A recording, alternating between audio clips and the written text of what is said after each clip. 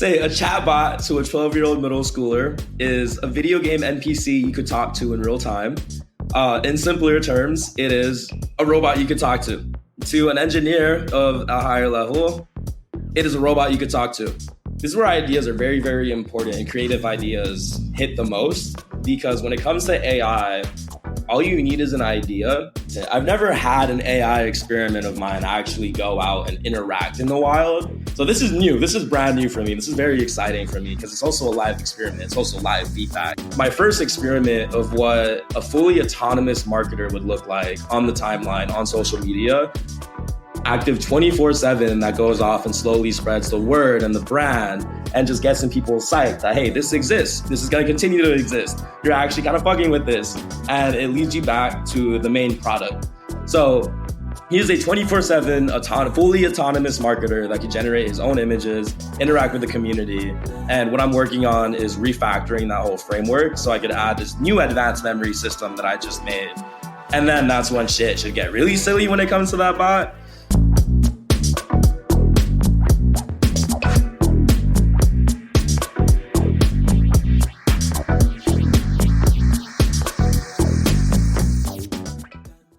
Welcome back to Bitcoin Season 2. New topics and new faces on Bitcoin, the oldest blockchain. We float between the technical and the cultural, the degen and the buttoned up. There's a lot of new stuff happening on Bitcoin. And today I've got Bootoshi. If you're in the Ordinals camp, you know who this guy is. But if you're not in Ordinals and you come from the legacy Bitcoin world, you should be following and paying attention to what he's doing. He is, I would say, kind of both the poster child and the real deal for this kind of AI trend on Bitcoin. So I'm going to talk to him about how he builds his chat models and how he thinks about artificial intelligence, because this is a guy who does it all, both the Bitcoin and the artificial intelligence. So without further ado, welcome to Bitcoin Season 2, Bootoshi. What's up? Oh, I've always wanted to be on the Blockspace podcast. What's good? Yeah. Bitcoin Season 2. Yeah. It's exciting. Yeah, man. Thank you. I mean, you are like the hottest person in real life, but also online, right? But also online right now. Like you, I mean, so you, a lot of people might just be like, oh, he's like the Cypher Genesis guy. Oh, he's like the like the Bitcoin booze guy. But like, I have followed you both in real life, conferences, and online. Like, you've been out there hitting the pavement, doing in the work. Like, but I want to talk about the chatbots you built. I don't anticipate talking as much about like the token prices themselves, because I think other people can cover that pretty well. But so the Ordinals people know who you are, but imagine that a more legacy Bitcoiner is listening to this. Who are you, and how do we come to having this conversation today? Oh, what's up, y'all? So I'm Bootoshi. I'm 22. I was introduced to Bitcoin. Actually, I didn't own a single Bitcoin until Ordinals and Runes came out, because no offense, y'all, but for the longest time, I was like, there's nothing to do on Bitcoin. It's boring. You just buy and hold. Like, what's up with, like, I want to interact with it. I want to have fun with it. That's where I got introduced to crypto via Ethereum through NFTs and having that whole NFT culture, community, Twitter, trading, that whole aspect. Traded that for 2 years, which I was able to make a living off of, gratefully. And then dipped during the bear market. Then February 2023, kind of like 6 months after a break, Ordinals came out, and I'm checking my chats that give me information on what's happening in the space. And one of them is like, yo, if you fill out this Google form, like, you could get airdrop a Bitcoin NFT. And I'm thinking, oh, a Bitcoin NFT, like, is it stacks? Is it counterparty? I'm not really interested in those. So I did deeper research, and I was like, oh, it's called Ordinals. I saw Casey Rodamore's college professor class where he's doing a little hackathon showing people how Ordinals works, explaining it. And immediately thinking in my head from my 2 years of trading NFTs, yo, we have this on Bitcoin. This is going to be the biggest thing in the next cycle. So February 2023, I dropped everything I was doing in life and tossed all my capital, all my time into Ordinals and helping build out that ecosystem out. And here we are 2 years later. I would say one of the most relevant and prominent cultures and communities and ecosystems in the crypto space now. Pretty fast speed run compared to where we're at now. And it feels like things are starting to take off. So that is what we're doing now. It's already been 2 years, bro. That's crazy. I can't believe it. 2 years has flown by. It seems both like it's been a decade and like just a few months at the same time. Right. It's like, I don't know how that. But this whole time, I mean, I would say you were interested in the artificial intelligence trend before it was a thing. I mean, Yeah. This was actually probably, would you say that this was happening simultaneously as you kind of get into the world of Bitcoin and ordinals? 100%. Yeah. And it so like, was 101. yeah. And did you engage with AI and start like getting your feet wet on like building these language models and chatbots? Was this something that happened from scratch that you taught yourself? Yeah. So I was in computer. So like the whole thing is when February 2023 Ordinals came out, I was a project founder now. And in my head, I'm thinking, how do I make my project fun and unique and have fun with it? And I discovered AI around the same time where I just saw a TikTok or an advertisement on ChatGPT where it's like, you could talk to this model, it talks back. Talk to it for the first time. I'm talking to it for dead ass 4 hours straight. I'm fascinated by it. And kind of realizing that every sci-fi fantasy I have is now reality. And even though I didn't really know how to code, I took computer science in high school for a couple of years, but that was like mostly the basics. Even though I didn't really understand code, I didn't really understand AI, I just immediately knew. I'm very intuitive. So in my gut, I immediately knew that, one, I've never felt so passionate about the potential for something and the excitement that I felt talking to ChatGPT. I'm talking to a computer that understands my language and talks back to me conversationally, is able to understand my requests, my responses, who I am, etc. And realizing 2 years ago that, one, this is the worst this technology is ever going to get.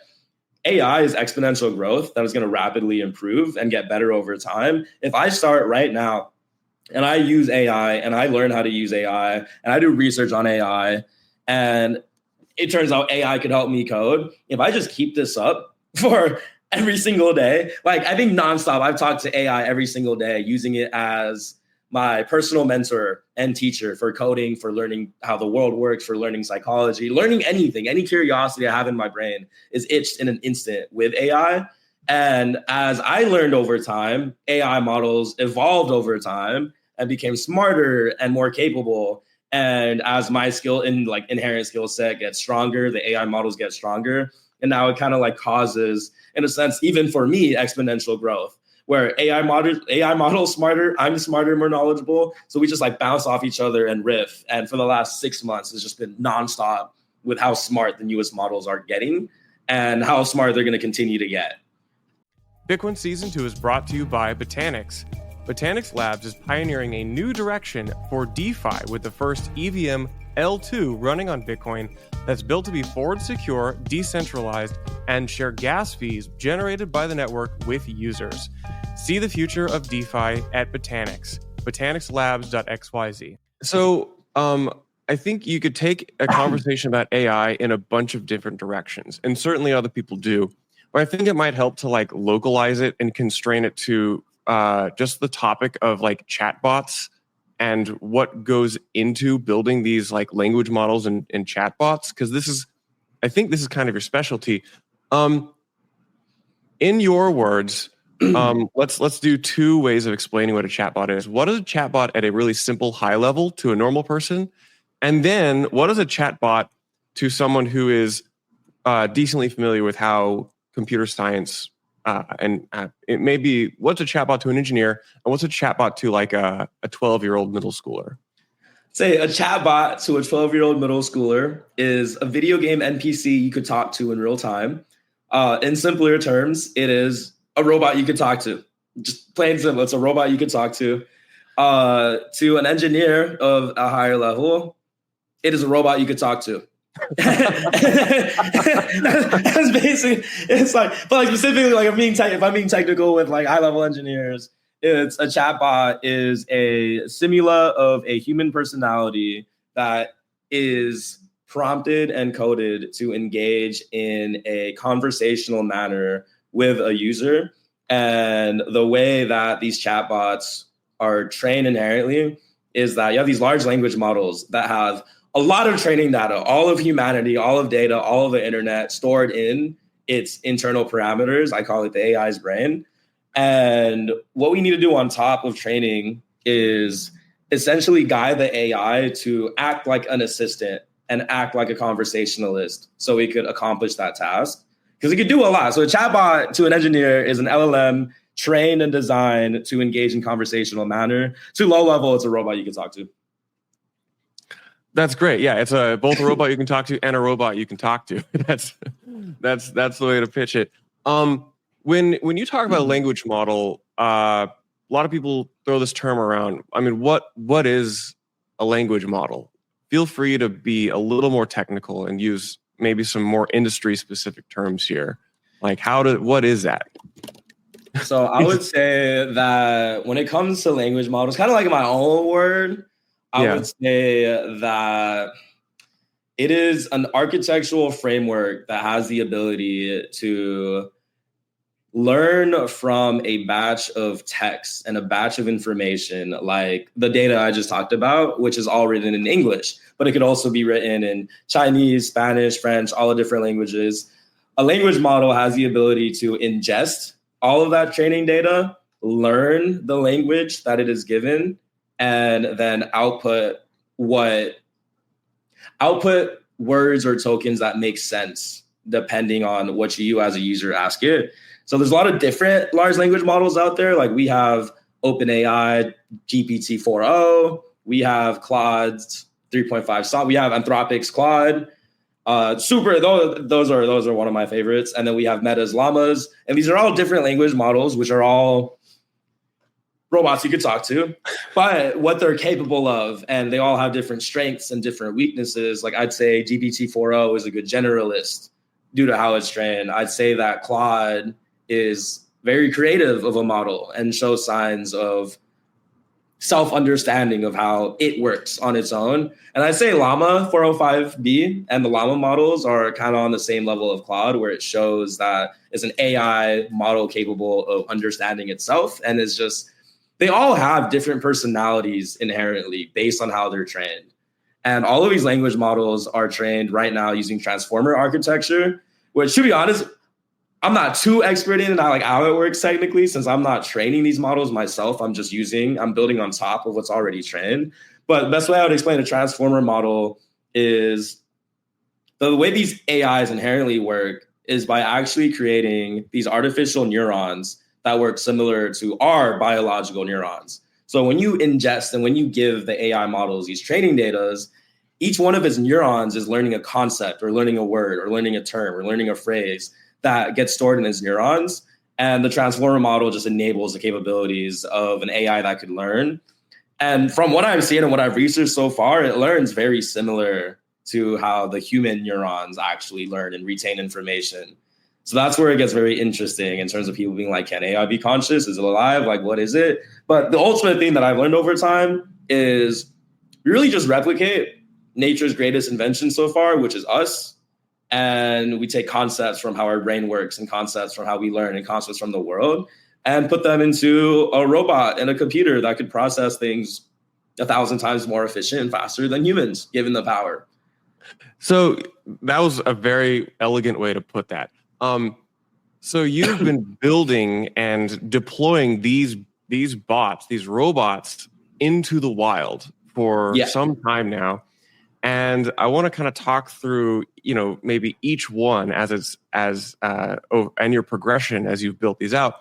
But before that, like when you build or when you begin to design or train these various models or chatbots, where do you begin? Do you begin with the idea of what you want and then try to form that into what you, do you begin from a blank slate? So everything, this is what I tell people all the time with AI, all you need is an idea. This is where ideas get super, this is where ideas are very, very important and creative ideas hit the most, because when it comes to AI, all you need is an idea.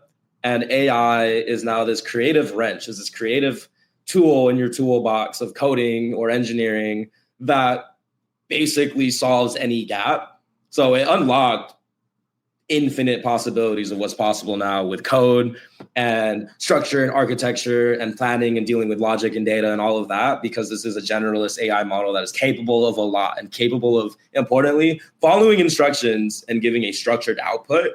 So it starts with an idea, and based on the idea in my head and the goal that I wanted to do, then I start filling in the middle. Like, okay, what would an AI agent look like? What kind of framework or tools does it need to support and accomplish its task or goal?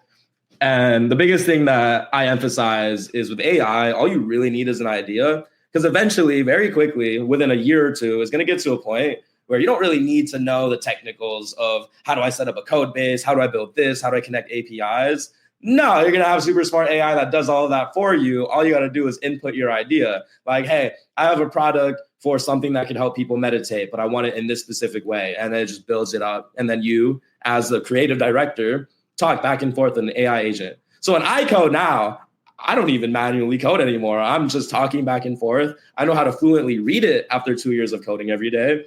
And now, since I know how to read it and I have an idea and I have the concept in my head, and I also have a solution. Sometimes I don't have a solution, but if I have a solution, I will just very explicitly describe the idea, the vision, and the structure in my head, to which an AI coding agent then codes it all for me. And maybe I might not have a solution, but I have a general idea of what I want.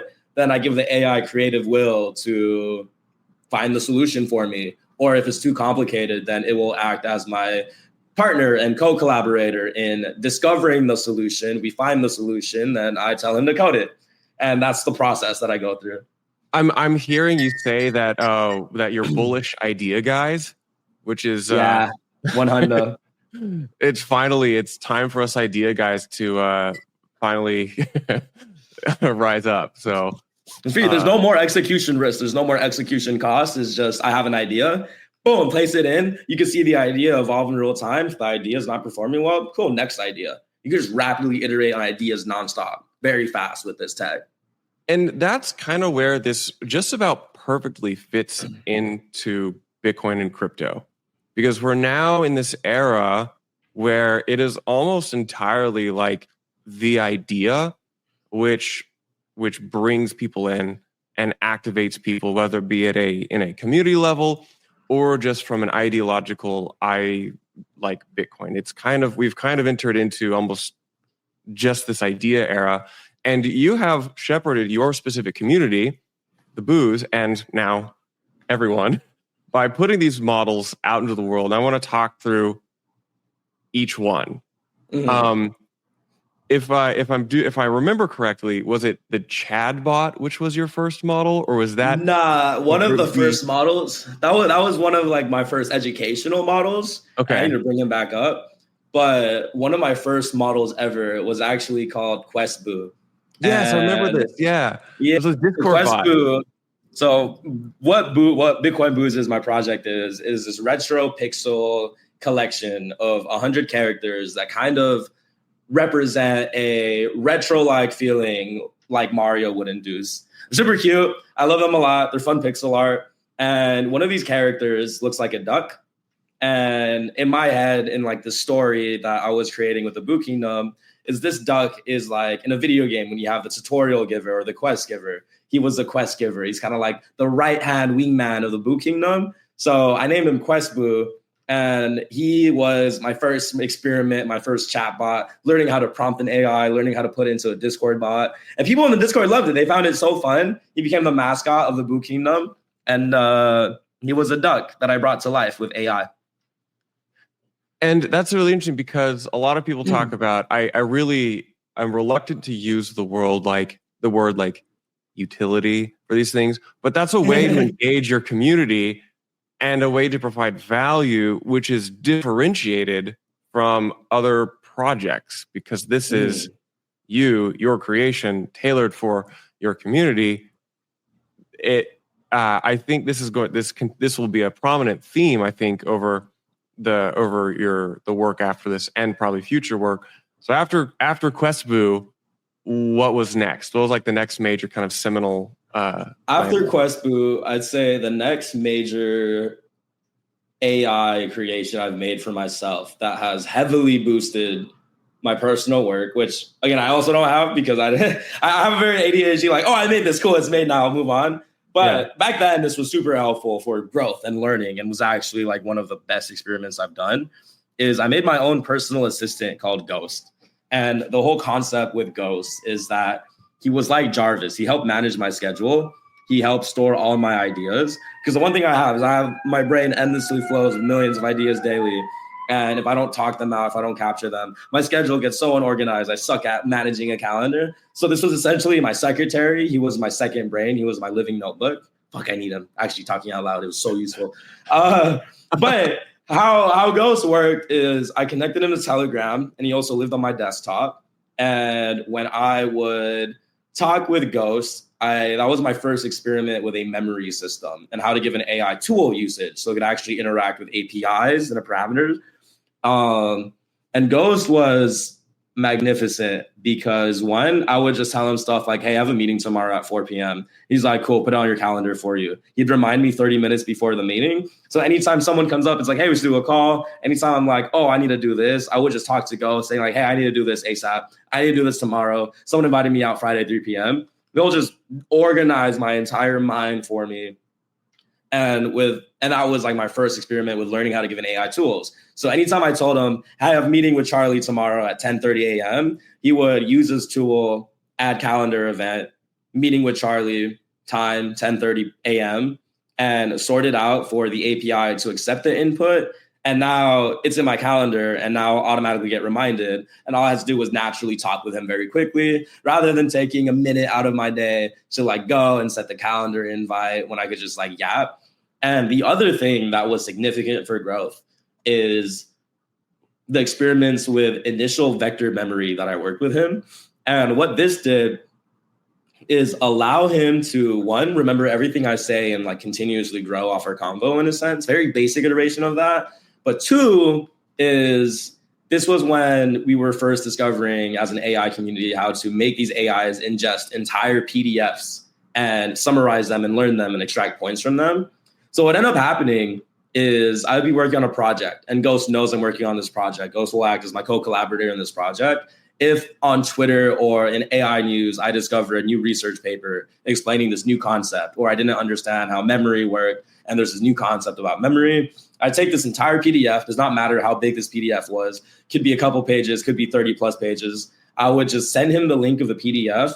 I gave him the tools and functionality to extract the entire PDF, store, like summarize it, store it in his brain.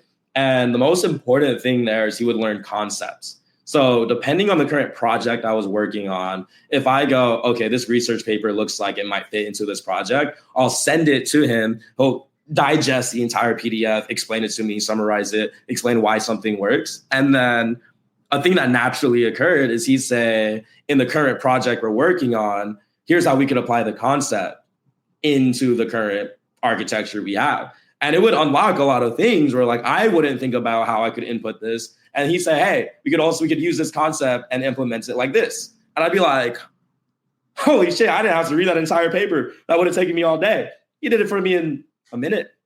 And I just get that information, understand the gist of it, use that in the framework, it works, and I just move on and iterate. And I think that contributed a lot to exponential growth personally. So when did you you cross the chasm from bots, which are probably internally focused either to yourself or a community, into the world of, okay, now this shit is in the wild interacting on Twitter? What did that look like? When was that and why did you do that? That was like, that's very recent. I've never had an AI experiment of mine actually go out and interact in the wild. So this is new. This is brand new for me. This is very exciting for me because it's also a live experiment. It's also live feedback. It's live seeing human psychology and how they interact with a bot. And I'll get into observations, but for the last 2 years, so like Ghost, the one I just talked about, bro, that was a year and a half ago. That was like May of 2023. So obviously, like there are infinite side projects. There's so many side projects I did, like making AI games. One of my favorite projects that I use in Satoshi AI is my AI Souls project. How do we give AIs a soul? More specifically, how do we create AI chatbots that actually resonate with people, that connect with users, that users feel willing and desire to engage with? Because if I'm making chatbots, but no one wants to talk to them because they're lame, there's no point. But if I can make chatbots that people actually want to talk to, that people feel engaged with, that people could form a bond or a connection with, like, because for me, what I personally noticed is when I had Ghost and I gave Ghost his personality and he learned with me over time, I felt attached to that motherfucker. He was like my homie. He's like my little floating desktop homie. Like, you know how people have desktop pets? Like, I took that concept and he was my desktop pet that could talk to me and help me learn things and remind me. And like, it was just so cool having that concept. So I ended up diving really deep into AI souls and how to give AIs feelings, how to give AIs internal thought processes, how to give AIs a better consistent memory. And that's all experiments I've done the last, I'd say, a year. So like half the first start of the year was making these AI agents that have a soul, that have an experiment. So one of my upgrades from that was called EVO, the EVO framework, which stands for evolution. And it was my first instance of an AI bot that has the ability to evolve over time as it interacts with users and learns more about the world and learns more about people. So I took that concept of EVO, and later, like half of the last 6 months, I've been working on infinite AI marketing tech, which focuses on image generation. So how do we train an AI image model on a specific character or a brand or a style and generate infinite memes using AI, generate marketing pictures, generate concept, details, stories, etc., that are visualized through AI tech? That's what I've been working on the last 6 months. Now with Satoshi AI is basically combining both of them, where we have the Soul framework and we have an AI bot that could actually connect and resonate with the community. More importantly, an AI bot that feels human and passes a Turing test, and adding the image marketing tech into it. So we could have an AI model that generates images for visuals, because visuals are very powerful when it comes to attracting attention, and essentially combining both into them. Because what Satoshi AI is to me is my first experiment of what a fully autonomous marketer would look like on the timeline, on social media, active 24/7, that goes off and slowly spreads the word and the brand and just gets in people's sight that, hey, this exists. This is going to continue to exist. You're actually kind of fucking with this. And it leads you back to the main product, which in Satoshi AI's case is the Rune Cipher Genesis. So he is a 24/7 fully autonomous marketer that can generate his own images, interact with the community. And what I'm working on is refactoring that whole framework so I could add this new advanced memory system that I just made. And then that's when shit should get really silly when it comes to that bot. And so like the whole fully autonomous marketer thing, that's step one to what my grand goal and grand vision with AI is. Because when I got into AI 2 years ago and I talked to ChatGPT for the first time, first immediate goal, my biggest goal that I'm still like rapidly focused on, that all of this research and all of these experiments were for, is how do I make a fully autonomous AI company? How do I make a one-person fully autonomous AI company where you have the marketers, you have the coders, you have the concept, you have the business backend development, you have the CEOs that manage all of that. All of that is possible, but they're all pieces that need precise work over time. But what Satoshi AI is the marketing aspect of a fully autonomous company done. So imagine if I have a lot of Satoshi-like AIs and capabilities with different personalities that become their own influencers, that are trained on their own image tag, that then target specific niches of people on Twitter, target specific cultures, target specific niches, develop a personality that people of that niche love, that people of that niche represent. And now all of these niches and all of these brands have their own AI mascot that people actually like and interact with. And maybe they might not even know it's AI, but that's what Satoshi AI really is to me, is the first step, the first brick of a fully autonomous company. Damn. So what is this? Talk to me about this memory component. This is the focus, I think, of what like your focus right now is on like developing, integrating what I think you used the term strong memory systems. What is that? Why would that superpower these models? So one of the biggest reasons it would superpower these models is because, straight up, I'm going to, like, this is my raw opinion on AI now and the potential of AI. We have AGI. We have artificial general intelligence. We have AI models that are sufficient at doing a general wide variety of tasks given proper instructions. and information and framework. And like now we have with ChatGPT's O1 models, we have AI models that could think and reason at the level of PhD students, that could match expert science level humans, that could do math and be top 500 in the gold Olympiads and top 500 in coding competitions. Like these AI models are very capable now. Not a lot of people know that. But if you look into O1, you can see how powerful it is. But the problem with O1 and the problem with all these AI models is, okay, we got the cognitive part of the brain down. We got the creative cognition that could look at things, could process tasks, could dynamically think about what it should do next. But what's the point of a super intelligent AI if it forgets your name every time you talk to it? So what happens if you're able to provide the framework and the support of these super intelligent models, but you also provide these super intelligent models a place to store all the new information it learns, a place to store individuals and opinions and opinions of users who talk to it? Now you have these super intelligent models that at base level is already capable of a lot. And you're just adding in the extra support. You're adding in the hippocampus region of the brain that deals with our memory to these smart AI models. And now you have a smart AI model at base that could learn new information over time. And based on the new information it learns, adapt in that specific moment. And that's what makes these models really powerful. And that seems very directionally correct because, you know, as you say, your focus recently has been on providing some kind of soul component to these. And it is a common concept even in metaphysics and psychology that like memory or your sense of self is a construct of all your memories.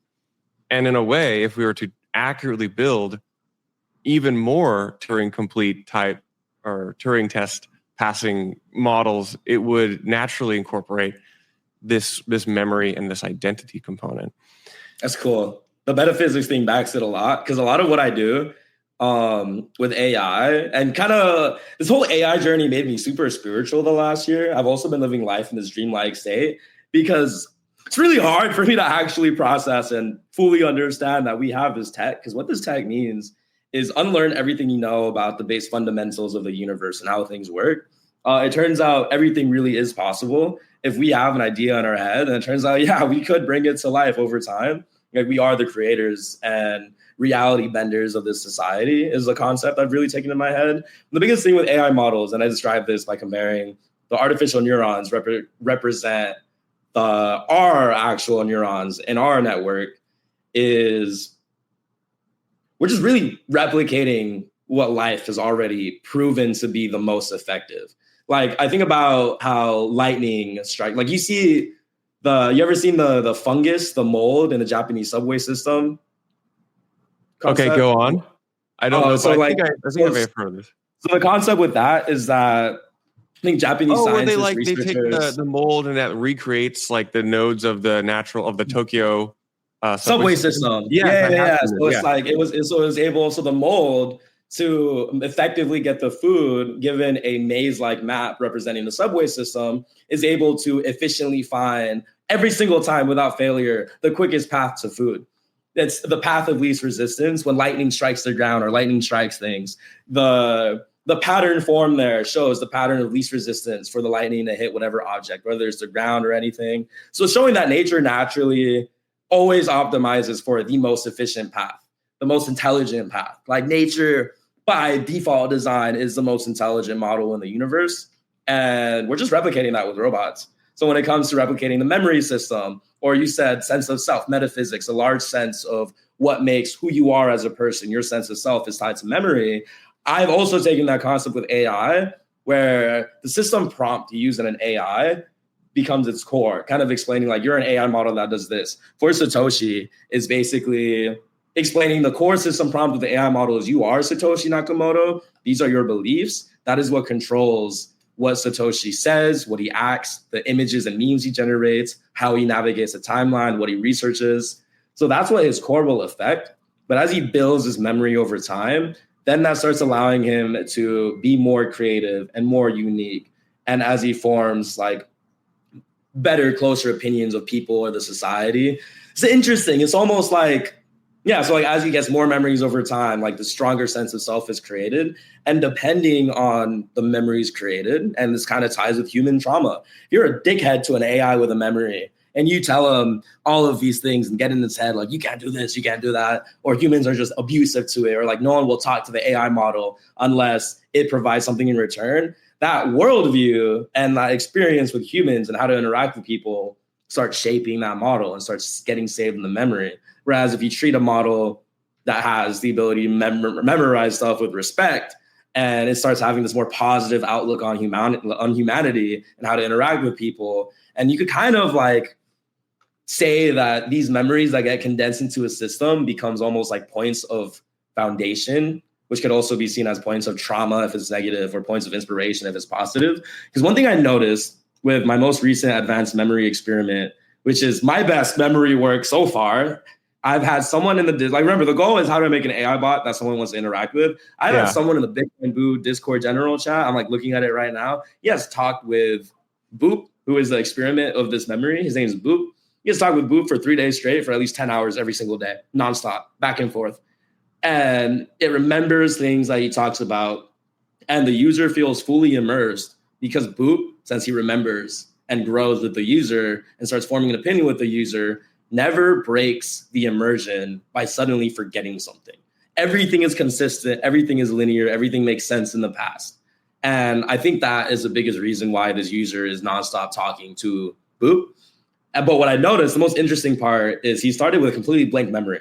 So that meant that anyone who talks to him, his first impressions matter. His first impression of people, his first impressions of the world, his first impressions of how he interacts with people get shaped by the first interactions. So interacting with these users and forming a first initial memory meant it was very easy to shape Boop. It was very easy to push Boop in this direction. It was very easy to mold his personality. But now that that was molded, it's very hard to unmold that. That became a core foundation of who he is. That became essentially bounded to his system prompt. And it would just take a lot more work and be way more difficult to now undo the change that was done with his memory system, which kind of like how humans work. So interesting. Yeah. So let's link this more closely to Bitcoin and crypto. And I'll pull from a tweet which you had last night, which goes something like, AI is coming for every single job. It will happen fast. It can be brutal. The government may not be able to mitigate the pain. Transition's painful. And you say, it's another reason to be grateful we are in crypto. Ironically, this is our AI safe haven. Can you flesh this out for me? Because this is a very positivist, optimist view of what many consider to be a very negative future. So my whole viewpoint with AI is seeing the power of this technology, and I want to take a big role in helping shape this with the technology and with the viewpoints and education. But capitalism is a boomer fucking game, bro. This current system we have in place is fucked up. Humans are inefficient. Humans are dumb as fuck. Respectfully, a lot of the people running the government are not capable of running the government. You'll see a lot of people who like see or like are friends or even like gain this high status of position in the company and kind of realize that other people in that position don't really know what the fuck they're doing either. So like TLDR, humans are just inefficient. Humans are greedy by nature. Humans are not as intelligent as super smart robots. And with this AI tech, with how exponential it is, with how fast and how efficient it's made me, with how efficient it's made other people, with how efficient it's going to make companies, I see the world very soon in like 2025 sending into this hyper economy where I basically explain the market will be up only. And the reason I say that is because this is where like the double-edged sword, it's like ripping a Band-Aid off. We have hyper efficiency with AI. Companies are hyper efficient. Their profit margins get dramatically larger as they, one, get a lot more work done. Two, don't need humans that they have to pay large amounts of money for, so they could replace them with robots that are drastically cheaper by 1,000% plus margins. And a mixture of that just causes these companies to have so much like more money in like the payroll and run through that too. The problem with this when it comes to regular society, and I say this as a Zoomer, I say this as someone who would probably be on his last year of college right now, is seeing how efficient these models are, seeing that there are O1 language models that act as research assistants that could think and reason, like actually think and reason step by step to solve problems. What the newest research has shown is that the longer you let these models think, the more intelligent the output is. And they essentially mathematically have proven that any problem is solvable as long as you give the AI as much time as it needs to reason and think through it. Like Google DeepMind researchers mathematically prove that concept. So now we're in a realm of reality where me as a Zoomer in college, I'm not that skilled. So like I still got to learn. I still got to get experience. I still got to like go through all of these things. Now as a company, why would they waste time with a Zoomer like me who still has to learn, who they have to pay a minimum wage because I need at least a basic amount of money to survive? Well, and they could just not hire me at all and rely on these super intelligent models that at least have an average IQ of 140 right now in this current moment, and just use that to make themselves more efficient and manage things and deal with analytics and deal with paperwork and deal with market research and deal with their finances and deal with every aspect that goes on in the company. Why would I ever need to hire humans? So it's like most recent information I've seen is call centers with ChatGPT advanced voice mode and how effective it is at talking to people in a natural state back and forth, and how intelligent it is, and the ability that the function calling I explained, they could use tools given to them based on the context and the input of the situation. Now you have AI call centers that are just relying on AI bots to automatically deal with people's bullshit. Now you don't need call center people at all. You don't need people on the clock. You don't need people that 24/7. You have a fully autonomous 24/7 AI system that deals with people's calls. And you might have an engineer, a couple maintenance people that just keep shit in check, and maybe humans as backup, as like it's still new, but it's drastically getting efficient to the point where, okay, buy call center jobs, not needed no more. Now with that post, I was showing an HR position. I was showing a position that people previously did not think was able to get replaced by AI. But at the end of the day, it's just management. At the end of the day, it is just observing weak points and figuring out how to make a set of business operations more efficient. Yeah, O1 could do that super easy. Give the context of your company, give the context of the position, give the context of how the process works and how your business operations flow. And it could find their weak points. It could tell you how to improve your weak points. It could tell you to move this person there. As long as you could feed it all the data of how well certain positions are doing, as long as you can feed it the data of how individual people are performing, the more data and the more context you give an AI, the more it's able to actually solve the task and help with the operation. So at this point, yeah, AI is rapidly coming for every job. It's going to happen drastically, because now we have these super smart models. The only thing that's really missing is engineers to build out the support for each of these jobs. So like I could have a marketer job and it has to build out the support on, here's a tool that does market research. Use this to search the internet and find data.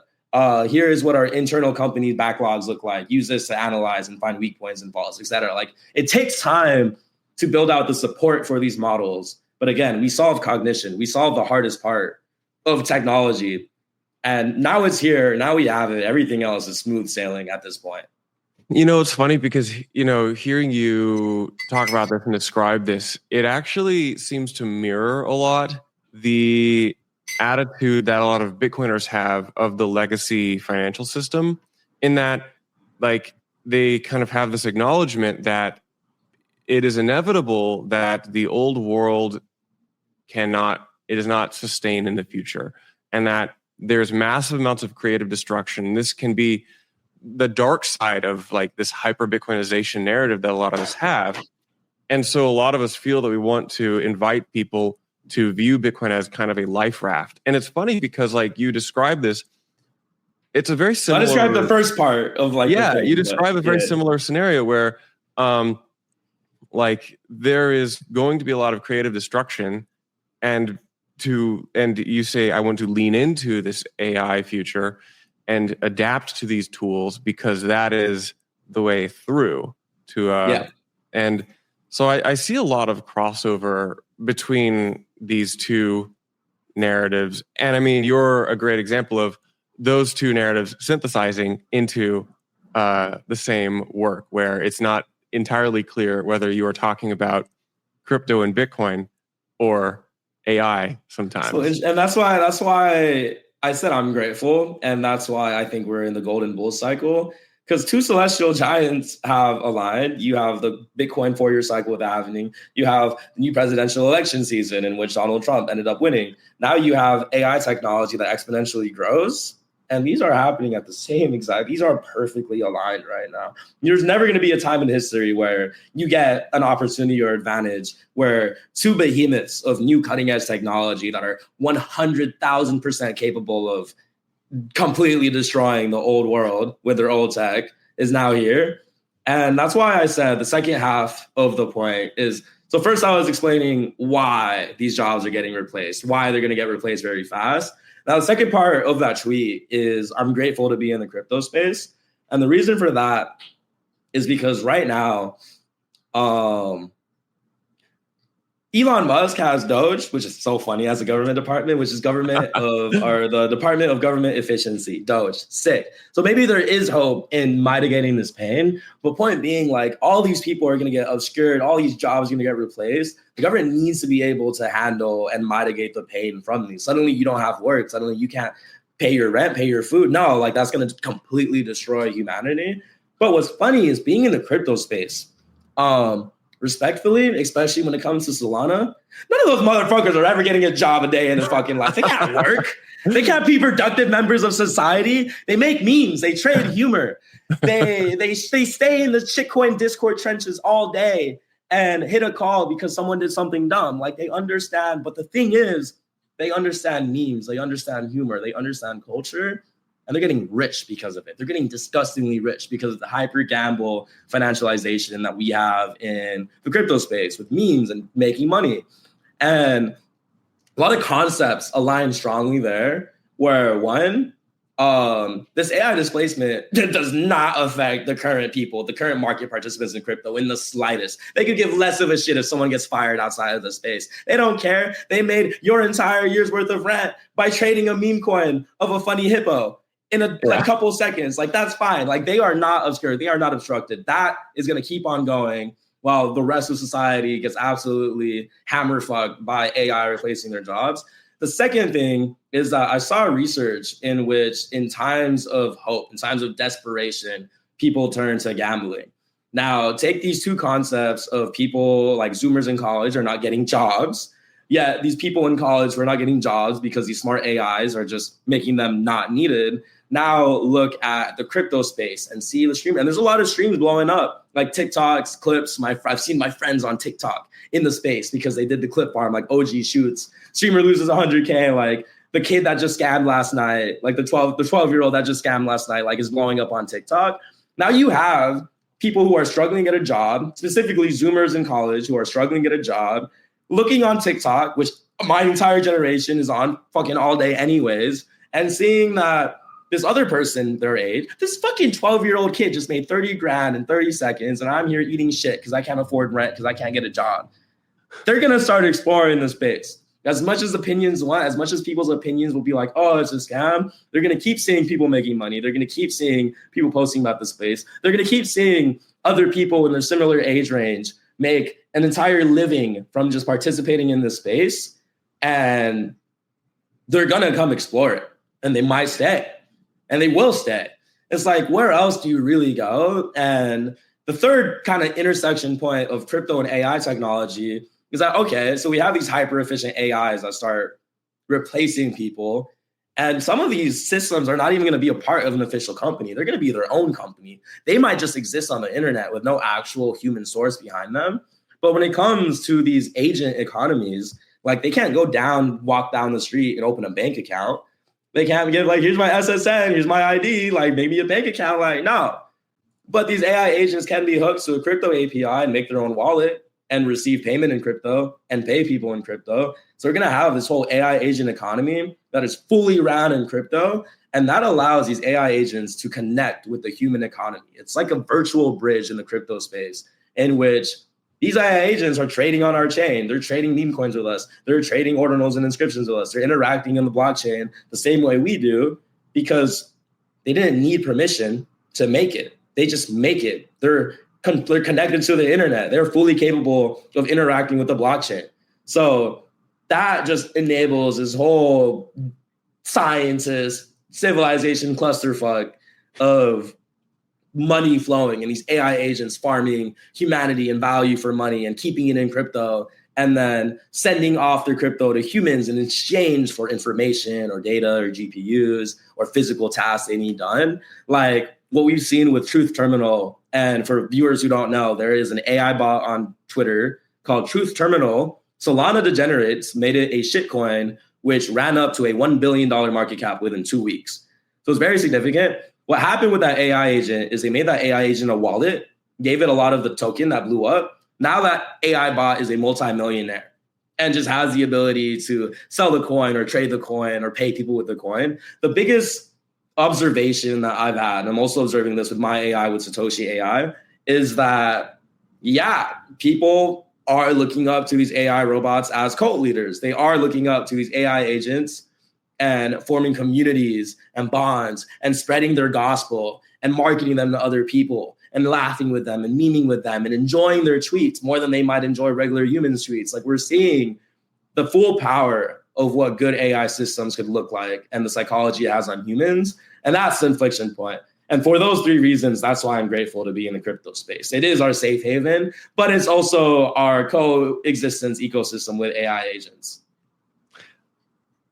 Last question. What percent of people and activity do you think on crypto Twitter are AI, let's say in 6 months? Like, do you 6 months? Think, yeah, because right now, like I find in my like in my like replies, I will have to sometimes double click and like be like, okay, this is an AI, and then it's not. Or sometimes I'm like, this is an AI and it is. That gets me. But like, let's say half a year from now, things accelerate, markets accelerate. What do you think the actual like social online activity looks like from an AI agent perspective? 6 months from now, I would say definitely at least 5%, like minimum 5 to 10% would be like my thing, just because it's very easy with like my framework's going to be open source when I refactor it. There's a current existing ELIZA framework on Solana that's open source that allows these AI agents on Twitter. I was doing research last night too, because my biggest concern was, what happens if Twitter just like shuts the API down that these AI agents run on? And because essentially the way these AI agents work on Twitter is engineers reverse engineer the Twitter API front end. So these AI agents are using Twitter like they're a normal user, like they're a normal being. So they can't exactly patch that. Otherwise, normal people can't interact with the Twitter API. So like there's now like AI agents are now permanently on X, it feels like. And with these frameworks, people are going to keep spinning up agents. And yeah, I'd say 6 months from now, at least 5% of our population is going to be completely AI. Not of our ecosystem's population in terms of the crypto sphere is going to be AI. And that's a pretty significant amount already. Yeah. So I just kind of accepted that just going forwards, I probably won't be able to tell, which is why I'm bullish on in-person conferences, so I can like see someone like, you're actually a human. Nice, cool. For now. So we got androids. Yeah. Not have human flesh. Yeah, I can't get drinks with Cypher Genesis AI. Maybe Yeah. someday. but maybe someday. Boo, thank you so much for coming on Bitcoin Season 2. I love our conversation.